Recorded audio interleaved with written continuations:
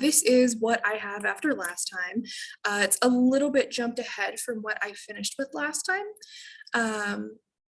I think mostly I added in eyes, I refined a bunch of things, added in teeth and eyebrows, added a little bit of extra shirt under the dress, added a little pocket here, that kind of stuff. All of this was added in the same way that I did all of the other things. So you can actually see with this, because I haven't really gone in and combined anything yet. This is actually just a cylinder that I've put up against the chest here, but like under where the dress is. And I talked a little bit about the solidify modifier for clothes last time. But that's what I did for this. I basically just copied the body and then did a solidify modifier to make it a little thicker. The more you do the solidify modifier, the more it'll kind of freak out with the geometry. So obviously that one doesn't look right. If you did it on the actual one that I took it from, it might look a little bit better, a little bit, but it also kind of freaks out a little bit, especially on those fingers because they're such tiny little geometry.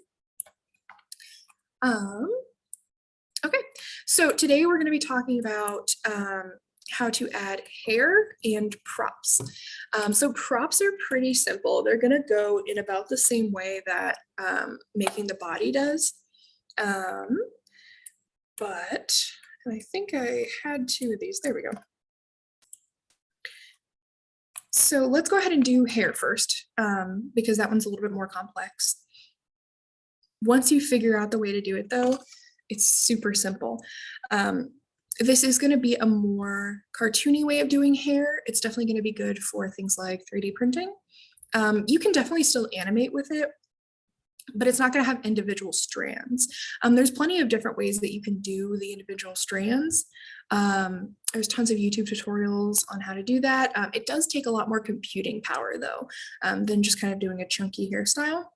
So I'm going to show that today. So what you can do is you can actually kind of start with the same thing you did with a head. So I'm making this a little bit more subdivided, so a little bit more dense. And I'm actually going to turn down the opacity on this just a little bit so I can see better. Okay, so I just want to have something that gives a little bit of shape to where the hair would be.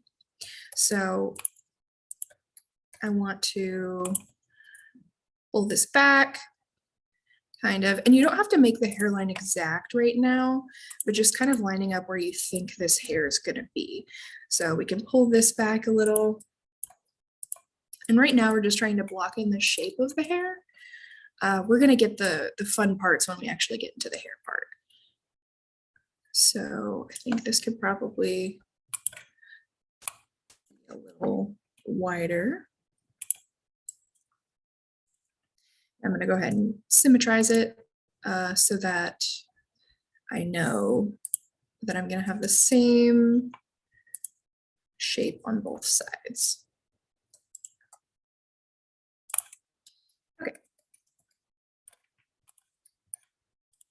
Now you can see we're kind of starting to build up a little bit of layering here, but she still looks a little bit ridiculous. So the way that we're going to start adding in the actual hair is we're going to start using curves. So we haven't used curves before. We've only ever used meshes. So this is a fun introduction to curves. So we're going to add a path. We're going to need two different curves. We're going to need a path curve. So this is that right here.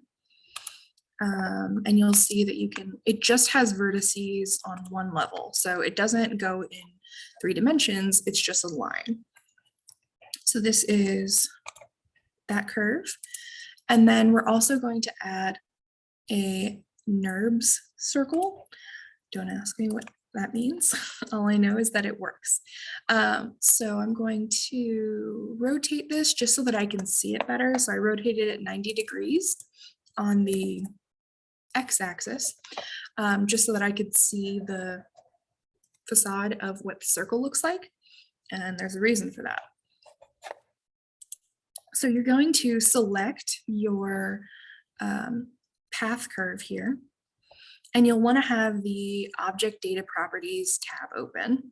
So that's this green curve. So you click on that, you go down to Geometry and Object. And so you're picking a bevel object for this. So basically it's saying, I want this shape to affect this line. And I'll show you what that means. So I'm going to click on this little eyedropper, or you can just click in here. The only thing that we can use is NURB circle, but I always have the eyedropper, and you hover over it, you click it, and now it's a tube, and it'll follow and make a mesh in the way that you want it to, which is really convenient for doing hair, because we kind of view hair in sections. We kind of like see the clumps together, which is why you can make cartoon hair and it looks like hair, even though you don't see the strands. For our purposes right now, I am going to make sure that the fill caps is on. That just means that there is, when it makes a mesh, this will be closed, which is much better for remeshing it later. Okay, so I'm going to turn that back on so I can see where I need to put hair. So what it is at right now is it is just a tube. The reason that I turned this circle is because I need to be able to see where the different things are. So if I take this and I push this in, now there's this curve in the shape. So what I like to do is I like to subdivide it a little bit so that I can pick out little points and just kind of bring them in, just so that there's some texture to the hair, because that also just makes it give the illusion that there is strands there, and they're grouped together, but we kind of still view that as like, oh, there's strands in there. And now you're also thinking, okay, well, this tube is just uniform. That's not what hair looks like, unless you have something like some braids. Then maybe they are uniform all the way down. But a lot of the time, hair tends to be thinner at the tips. So then something you could do is you'll go into that edit mode again, the same place that you can see the vertices in the regular menu. And you will select this end piece and you'll do Control S, and then you can size it down. So now it's got that nice taper to it. And you can also do the same on this end, make it thicker, make it thinner. If you're doing something like making feathers, you can do it that way. I know someone asked last time about having a non-human character that they wanted. If you were wanting to do something like a tail, you could have that be thinner here and then thicker there. And you can kind of like make a tail that way. But for hair, I think I'm good with the way that it is. I just want to make sure it's thinner at the end. So now I can start going in. And if you just need to size down the whole thing, you can still do that the same way as normal. If you need to size down a particular part of it, you're going to want to do that Alt S. I'm sorry, I think I might have said Control S earlier. It is Alt S. And that's how you can get it to rotate or to size down a specific section.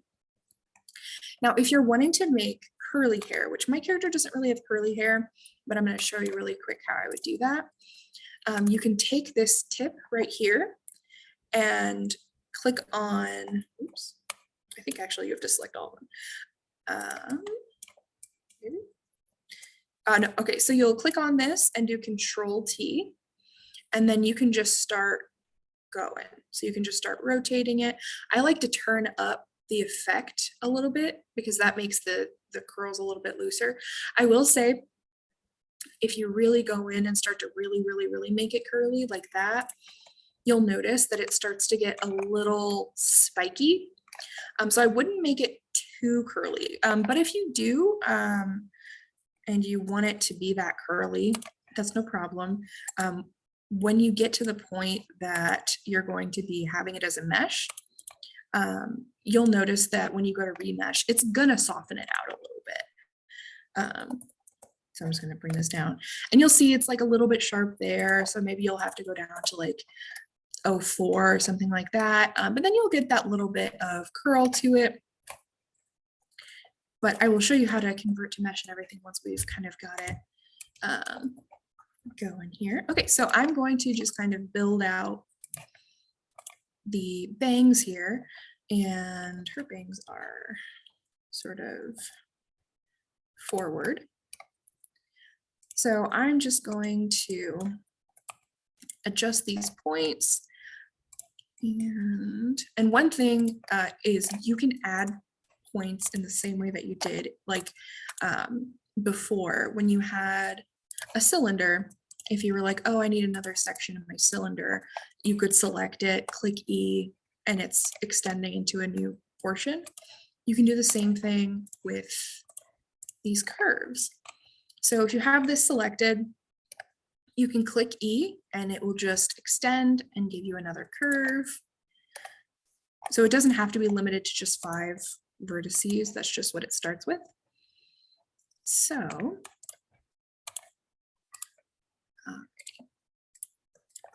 and I'm just gonna bring this out, give her hair a little bit of volume. And that's another thing is this curve is mostly being used as an aid to block things out. So you can still go back in and do sculpting on top of it, or do any kind of addition that you need to in the actual modeling process. But it's really helpful to be able to quickly get these very like unique shapes in. So I'm gonna try and get that curl that she has in the front of her hair. And I'm gonna use that rotation again. And this is where you are the same as last time gonna be like, I don't know how this hair would exist in 3 dimensions. Well, this is your chance to find out. So you can kind of mess with it and just kind of keep fudging with things until they actually work the way you want them to. So now I've got this really cute curl in the front of her hair, and that's great. Oops. And then honestly, for this part of the hair right here, I'm probably going to just do a mesh for that as well, because it's mostly just a big blob. I'm gonna kind of, again, block that out.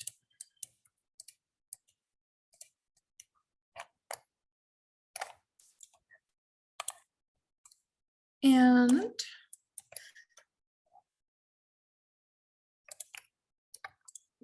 okay. So one thing you'll notice as well is you kind of start to model things, and then you're realizing, oh, that's not where that would go. Like I'm seeing now, okay, I have to kind of mess with things so that it goes around the ear because I drew that her ear went in front of her hair. So you just have to kind of decide as you're modeling what is going to work. And that's kind of it's the plus side and the downside to 3D modeling. The plus side is if you mess up, it's going to be clear. It's going to be clear that you can, that something needs to be changed. But that's good because then you're going to be able to fix it. You're just going to be like, oh, you know what? I didn't get that proportion right. I didn't get that perspective right. I can just fix it in 3D because if something doesn't look right in 3D, you can tell. But then that's also the downside is it's a little bit harder sometimes to exaggerate things in the way that you want them to. Because in 2D, if you want a character to look different at 3/4 angles, you just draw them differently at that angle. Whereas in 3D, things are kind of locked in once you've got them in there. Unless you want to do something like Into the Spider-Verse handled it really well of like combining 2D and 3D. So changing things when it was better for how it looked, you know? Okay, enough of my babbling to buy myself time. I'm going to go ahead and I'm going to go ahead and subdivide this just so it's a little bit softer looking. Perfect. And I just want this to just kind of look like a loose, puffy ponytail. Right. And then I can do another hair strand to get that little hair at the end of the ponytail. So the good thing about this is all you have to do this time is just add another path. So you don't need to add another NURB circle. You can just do a new path. Or you can also just duplicate this and it's still gonna just be like that. I'm just gonna go ahead and make one from scratch to show you that if you pick the same taper object, oops, that's not the taper object, the bevel object, it will have the same texture as this one. So if I were to change this now, this is not a mesh yet, this is still a curve. So as I'm changing this shape, these are going to change. And because they're both using the same circle, they're going to change at the same time, which can be a benefit or it can be not what you want. So if you want these to have totally different textures, like maybe your hair is very curly, but then the bangs are straight, you can, and the curls won't affect it. So like if I go in and curl this one, that one's not curled. But if you're having this one have a lot more texture, or this bang have a lot more texture than the little bit at the end, then you can always just add in a different NURB circle and just apply a different one to it. So, and you can do that at any point, so it doesn't matter, I probably don't need all of these. It doesn't matter how far in the process you are, as long as you haven't converted it to a mesh yet, you can make as many changes as you need to. And I'm just gonna, and this is supposed to be kind of like a little fat end here, so I'm gonna size that up, size that down, and you'll see what I just got right here is this wrinkle. So obviously that's not ideal. You don't want the ends of your hair to be wrinkly. One thing I will say, once you convert to mesh and remesh it, a lot of the times those do just smooth out. Sometimes they don't. It's kind of depending on the exact mesh. I'm gonna go ahead and move this back here so we can attach it. But we can test right now if it's gonna work. So these are pretty much the only strands. She has like a couple little hairs right here. So I'm actually gonna go ahead and I'm gonna just copy this one, rotate it, make it a little less chunky. And now we've got this little flyaway hair. And the reason that I'm saying that we're pretty much done is because we don't have to model the other half because we can just mirror it, because she does have identical hair on each side because she's got pigtails. So we're gonna now show you how to convert to a mesh. So right now this has no mesh data. So you see it just has 4 points. This one obviously has like hundreds or thousands of points. We want it to look like this so that we can combine them together. So right now I cannot combine them together because it says no mesh data. Technically you could leave it like that, but usually you want to go in and tweak things with sculpting, and you can't do that with a curve. So what you do is you just right click. So you click with your right mouse button anywhere on the screen as long as it's selected. Convert to mesh. Simple as that. Now when you go into edit mode, it's got all of the vertices in there, and now we can see if it'll smooth out. So as you can see, it's not happy with our mesh. So I'm gonna go back to before we converted it. And I'm going to make sure that this is not as crunched up as it was. And sometimes that's kind of hard to get exactly what you want. And so anything that you can't make perfect here, I'm gonna do that same convert to mesh and then remesh. Ah, never mind. I know what the problem is. I have a new object here and I did not fill the cap on this one. So the reason that it was reacting like that is because it was basically, it was like you were trying to tell this machine that you're handing it a closed can of soup or something. And when it gets it, it is just a tube of aluminum. And that is not the same thing. So you want to make sure that you have fill caps on. So now, and I could actually probably crunch it up more. I think I was just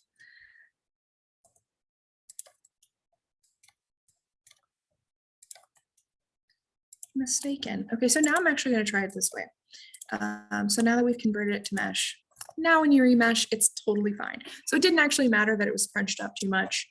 Now, obviously, it's going to show that crunch a little bit, but that's nothing we can't fix with a little bit of sculpting. So I'm going to do the same thing with these really quick. Work to mesh. And these I already had as filled. The default for remesh will be voxel remesh, and it will have, it'll be set to 0.1.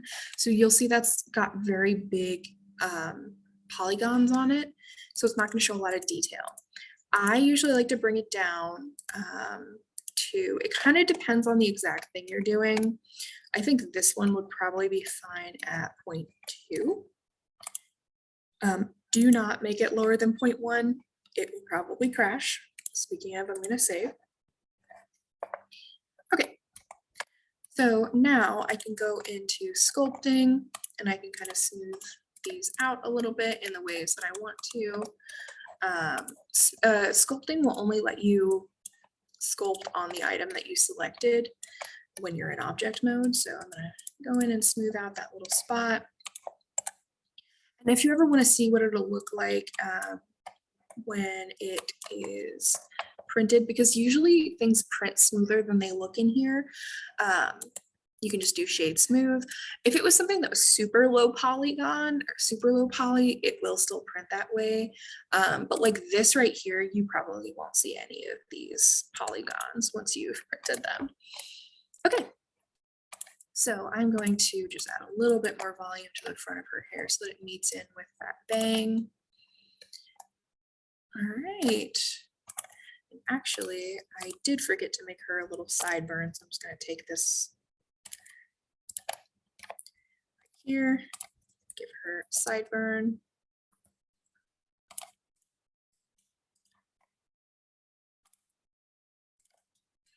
This one, obviously, I want bigger up top.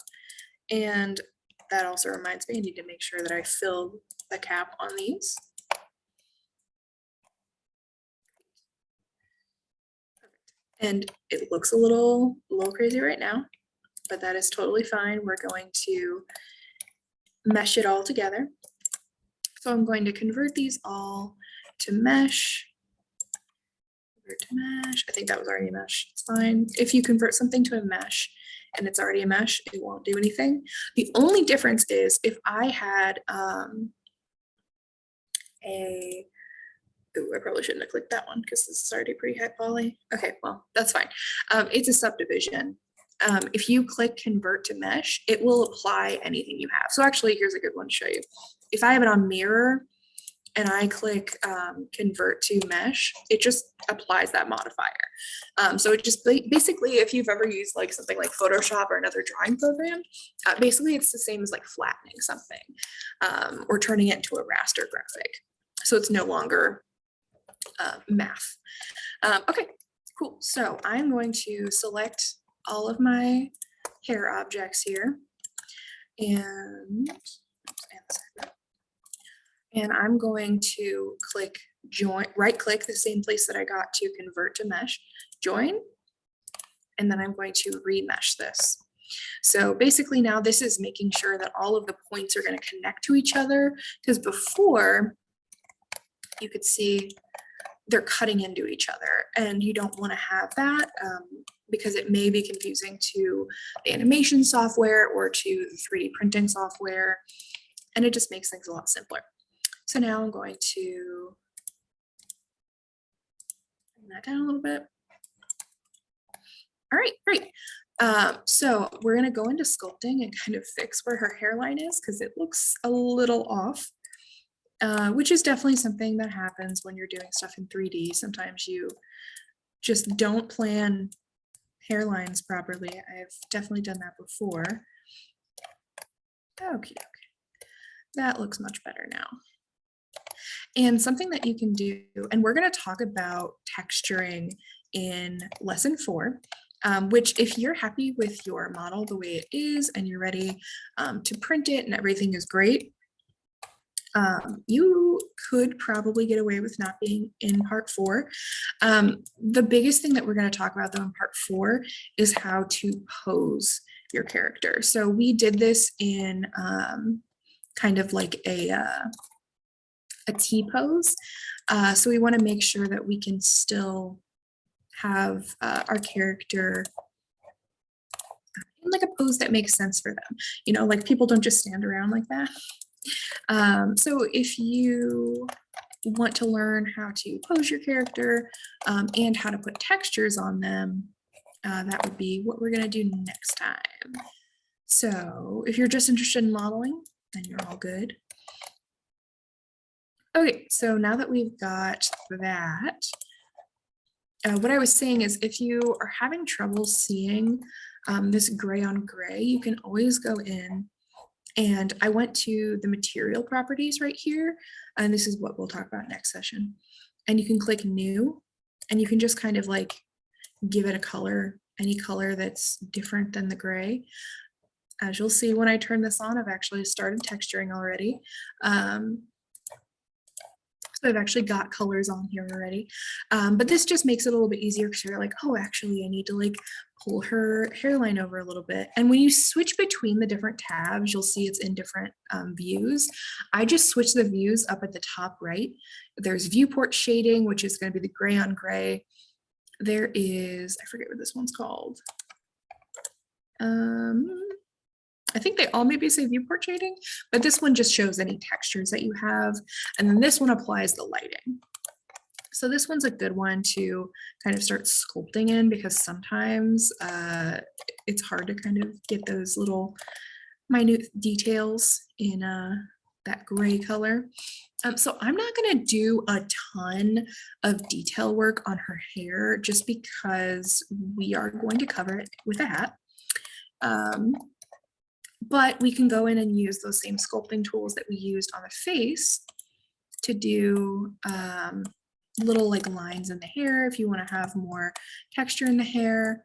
So I'm just going to go in, kind of add a little gestural lines here just to kind of show the flow of the hair. And then I like to go in with crease after I've done this because I feel like I can never get the line small enough. But if I go in with crease on top of the lines, oops, it will kind of pinch those lines together.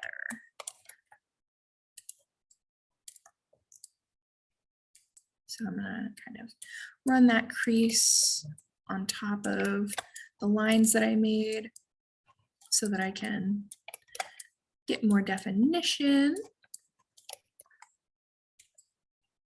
So a crease I really like after I've drawn details, but then I still will kind of go back in with the smooth tool just because I only really want the middle parts. So same as like the edges of hair have the taper, I kind of want the same thing with the details in the hair. I just want to have it right at the edges of the hair just to kind of give a hint of detail in the hair. And it's kind of like a best guess for this because it depends on how detailed you end up going with your sculpt, because different things are going to look different on the different characters. So the level of detail that I put on my character might look different than what you think would look good on yours. So yeah, it just kind of depends on how realistic you end up going. And like I said, if you do want to try out realistic hair, there is a ton of really great tutorials. I keep not clicking the button. The place that I got the tutorial for this for the hair using the NURB circle and the line was also on YouTube. That's where I learned how to do that. So there's tons of really great tutorials. I think it's actually the first or second one if you look up like hair in Blender.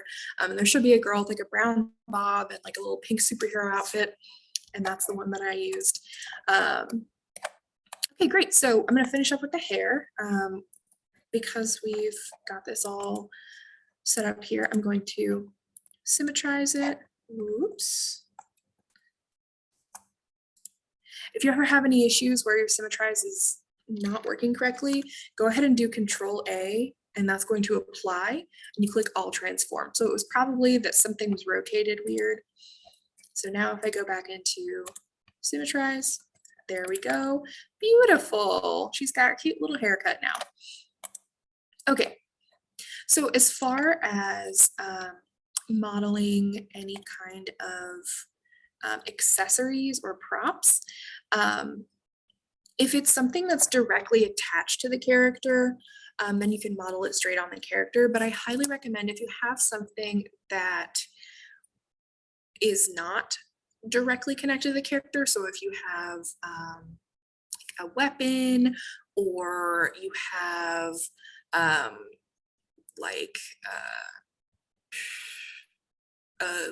maybe they carry like a little coffee cup with them, or a piece of candy that they have in their hand, you know, something like that, where it's like not directly attached to them, you can totally just like make it in another program, or not another program, well, you can, but in another window, just because then you won't be overloaded with having all this stuff in here, and if you mess up, you won't have to get in the way of anything.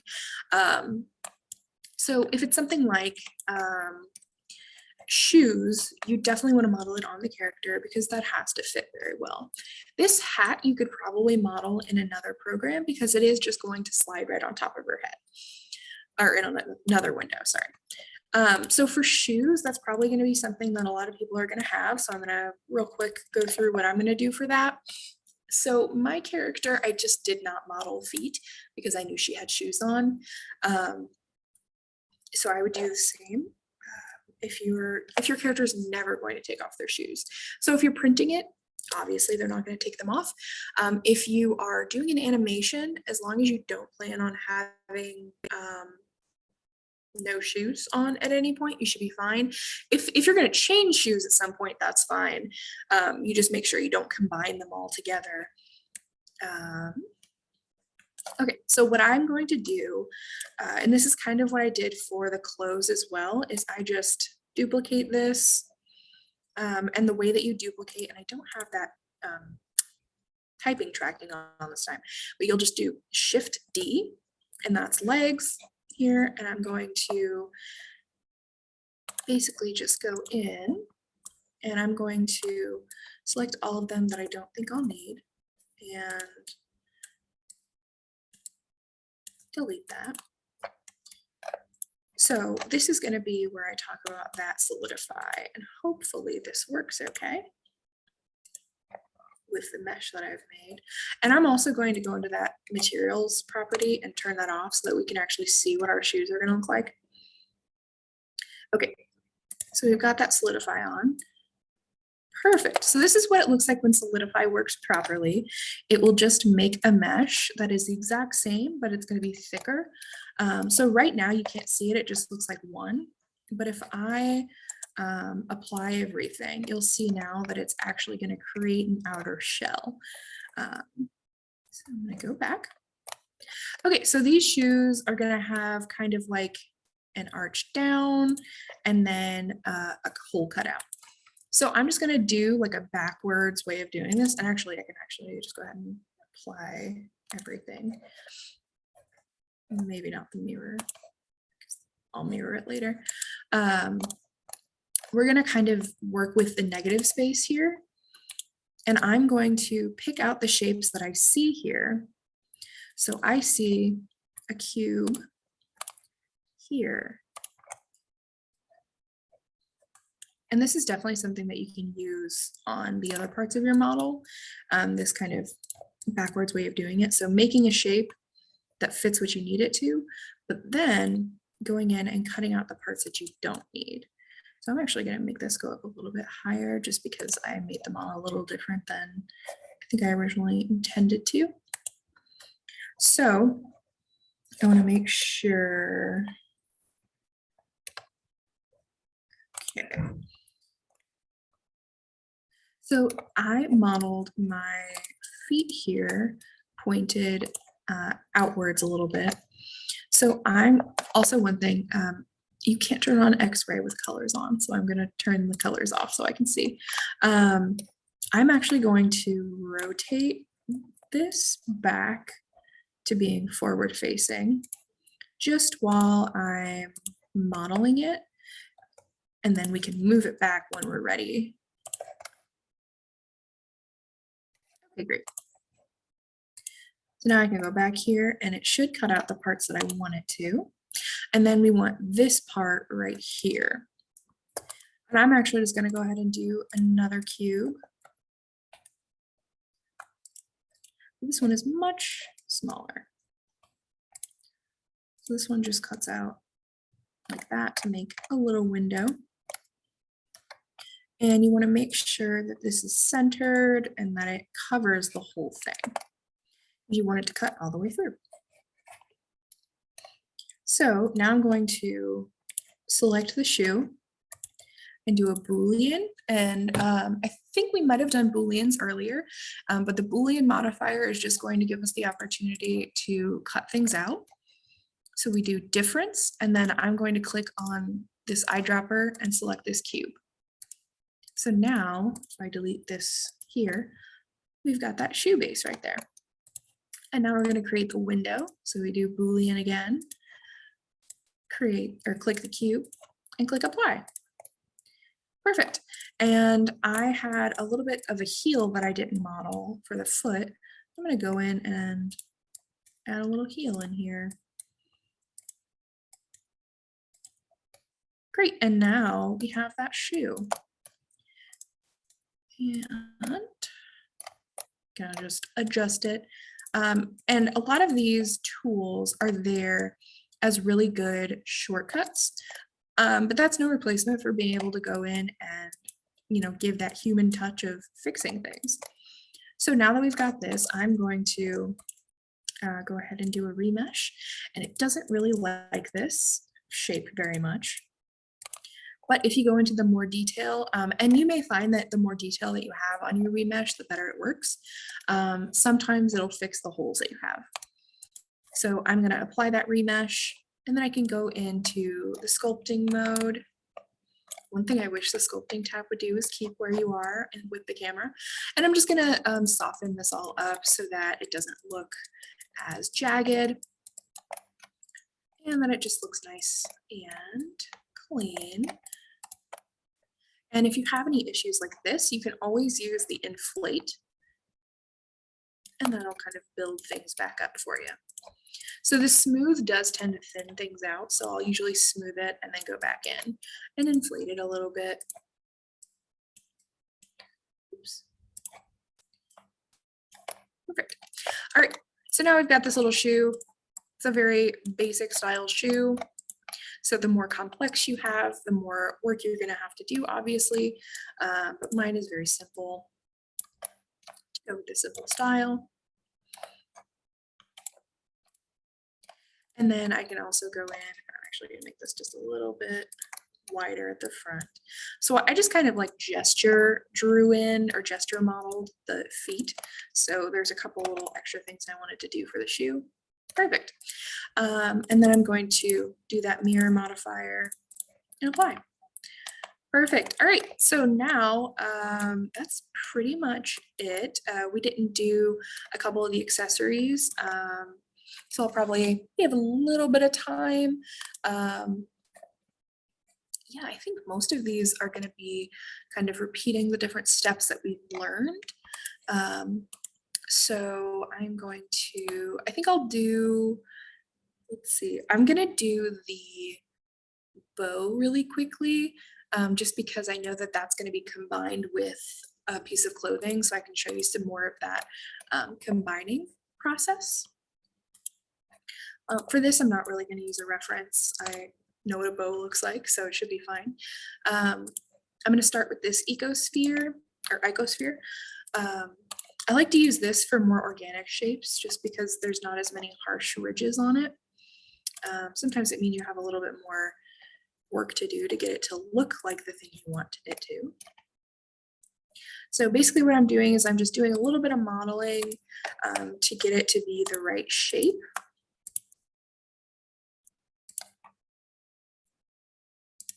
Great. And then I'll go in and add another one.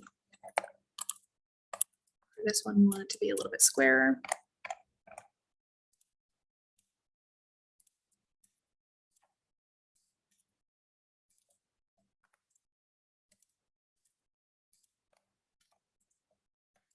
And one thing you want to do is you want to always check where you are in 3D space. So I was building that and I was kind of out in the middle of nowhere. So you want to make sure that you've got that all correct. So I'll push this up against here.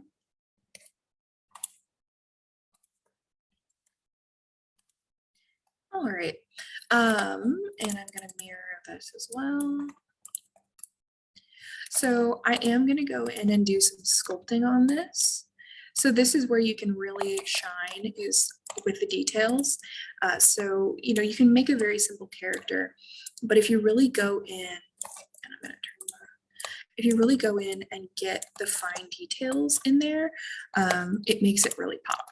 So one thing you're going to see that I have an issue with here is when I go to start sculpting, it's very blocky. So one thing that you can do is the same way that there's like a subdivision modifier, you can also just directly subdivide something. So if I have it all selected, and the way you select is just clicking A, you can go to, you just right click and then subdivide. And I'm actually going to, I think I'm gonna do it twice. So I don't really need it in the center piece, but I'd rather just do it there. If you ever have two things that you haven't remeshed together yet, just are attached to each other, I can like select part of this. And if you hold Control and the plus, but specifically the plus on the number pad, it'll start to select more, but it'll only select the things that it's actually attached to, which is why it wouldn't do anything to that middle part. Okay, great. So now when I go in, you can see it's much smoother. And obviously this makes it much more difficult for your computer to handle. But if you're just doing it on a small part like this, and then after you're done, just converting it back to a smaller amount, you should be totally fine. So I'm just gonna go in and start kind of digging out the sections that, so this is actually supposed to be, you know, a bow so that it crosses over right there. So I'm going to do that same thing that I did before, where I have the crease tool and it's going to make those work for me. I'm going to do the edges a little bit softer.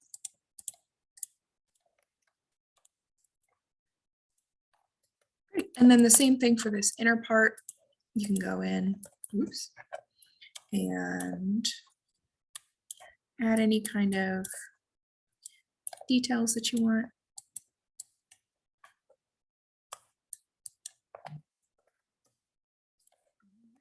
And the reason that it is having issues is because it's a mirror modifier, so it's crossing over.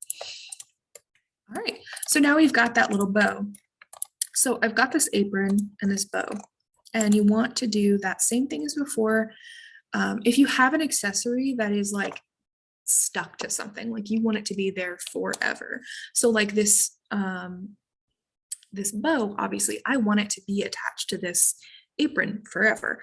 I would click join, and then you can leave it like that, but I prefer to do a remesh and bump up the percent a little bit,